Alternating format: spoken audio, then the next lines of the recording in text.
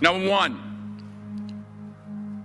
put God first.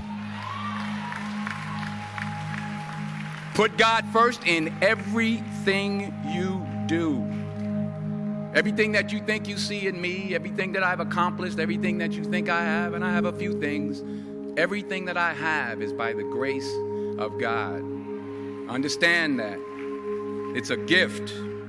40 years ago, March 27th, 1975, it was 40 years ago, just this past March, I was flunking out of college. I had a 1.7 grade point average. I hope none of you can relate. I had a 1.7 grade point average. I was sitting in my mother's beauty shop. They still call it beauty shops now? What they call it now? Yeah, I was sitting in the beauty parlor. I was sitting in my mother's beauty parlor, and I'm looking in the mirror, and I see behind me this woman under the dryer. And every time she looked up, every time I looked up, she was looking at me, just looking me in the eye. And I didn't know who she was, and I said, she said, somebody give me a pen, give me a pencil. I have a prophecy. March 27, 1975. She said, boy, you are going to travel the world and speak to millions of people.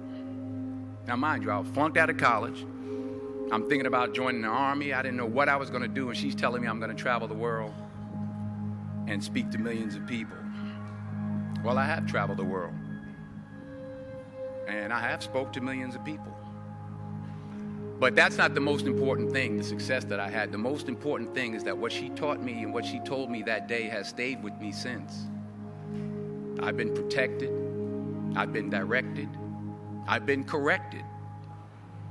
I've kept God in my life, and it's kept me humble. I didn't always stick with him, but he always stuck with me. So stick with him in everything you do. If you think you want to do what you think I've done, then do what I've done and stick with God. Number two, fail big. That's right. Fail big. Today's the beginning of the rest of your life, and it can be very frightening. It's a new world out there. It's a mean world out there, and you only live once. So do what you feel passionate about. Take chances professionally. Don't be afraid to fail. There's an old IQ test, was 9 dots, and you had to draw 5 lines with a pencil within these 9 dots without lifting the pencil. The only way to do it was to go outside the box. So don't be afraid to go outside the box. Don't be afraid to think outside the box. Don't be afraid to fail big, to dream big. But remember, dreams without goals are just dreams, and they ultimately fuel disappointment. So have dreams, but have goals. Life goals, yearly goals, monthly goals, daily goals. I try to give myself a goal every day. Sometimes it's just to not curse somebody out. Simple goals, but have goals.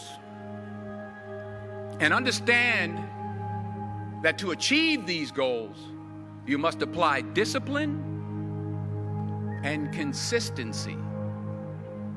In order to achieve your goals, you must apply discipline, which you have already done, and consistency every day, not just on Tuesday and miss a few days. You have to work at it every day. You have to plan every day. You've heard the saying, we don't plan to fail, we fail to plan. Hard work works. Working really hard is what successful people do. And in this text, tweet, twerk world that you've grown up in, remember, just because you're doing a lot more doesn't mean you're getting a lot more done. Remember that. Just because you're doing a lot more doesn't mean you're getting a lot more done.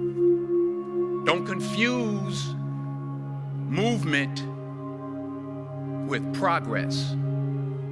My mother told me, she said, yeah, because you can run in place all the time and never get anywhere.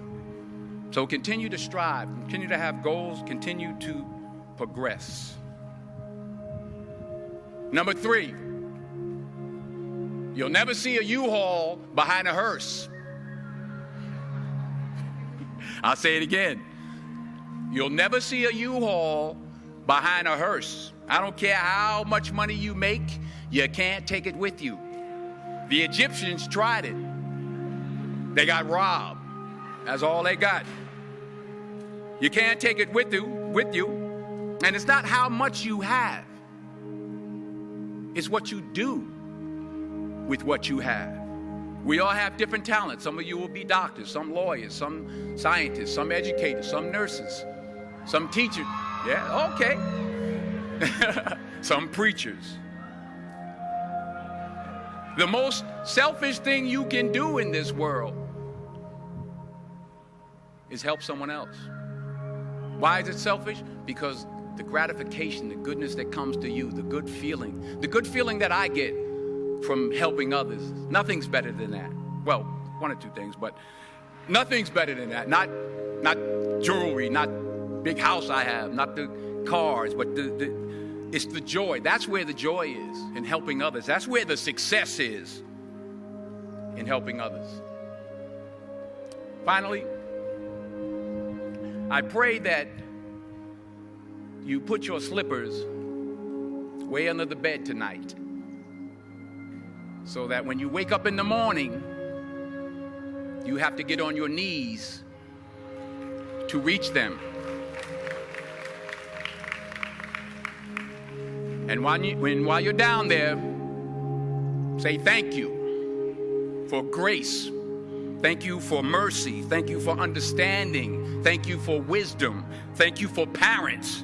Thank you for love. Thank you for kindness. Thank you for humility. Thank you for peace. Thank you for prosperity. Say thank you in advance for what's already yours. It's how I live my life. That's why I am, one of the reasons why I am today. Say thank you in advance for what is already yours. True desire in the heart for anything good is God's proof to you, sent beforehand to indicate that it's yours already. I'll say it again. True desire in the heart, that itch that you have, whatever it is you want to do, that thing that you want to do to help others and to grow and to make money, that desire, that itch, that's God's proof to you, sent beforehand already to indicate that it's yours.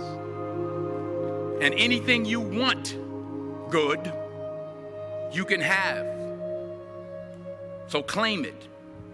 Work hard to get it. When you get it, reach back. Pull someone else up. Each one, teach one. Don't just aspire to make a living. Aspire to make a difference. Thank you.